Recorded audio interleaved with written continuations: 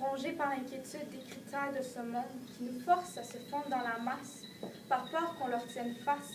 Leur discours prône l'égalité, mais c'est qu'une illusion de liberté. Quand les vrais problèmes sont arrivés, ils sont toujours les premiers à vouloir nous soutirer. Ce pourquoi nos ancêtres ont tant voulu pouvoir crier dans la rue sans finir dans la rue. Cette époque devrait être finie, non? Une chose que j'ai jamais compris, comment justifier qu'on enlève des vies humaines? Peux-tu bien me dire, oui toi, pourquoi ces gens-là, ils méritent plus de mourir que toi simplement parce qu'ils sont nés au mauvais endroit? La guerre, elle entraîne la guerre et la haine encore plus de haine. Prière d'arrêter de salir avec du sang la terre. Marre de voir des enfants que les parents enterrent.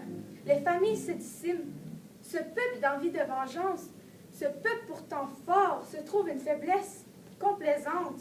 Complaisante, bien sûr, pour les nations que ça arrange et qui acceptent, on dirait, de faire un tel carnage.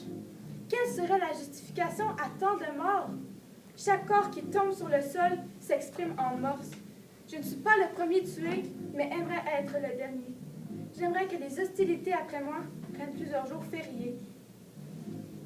Parole vaine ou parole sans grande portée? Apparemment oui. Des tués, il y en a des milliers.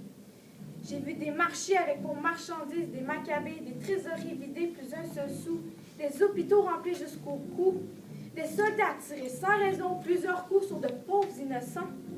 Sont-ils tous fous? J'ai vu sur des vidéos vraiment la vie à des bas et des hauts. Et je me suis dit, qu'est-ce que ça pourrait être? En vrai? En réalité? Dans ma tête, des idées noires défilent en vrac, remises en question de certains idéaux. Je crois que l'humanité devrait revoir son humanité afin de réaliser que l'homme est un loup pour l'homme n'a jamais pris autant de sens. L'enfer, c'est les autres. Et la route qui y mène, jonchée de sang.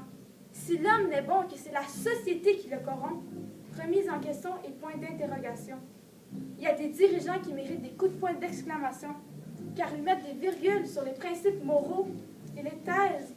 Les choses les plus importantes sont mises entre parenthèses.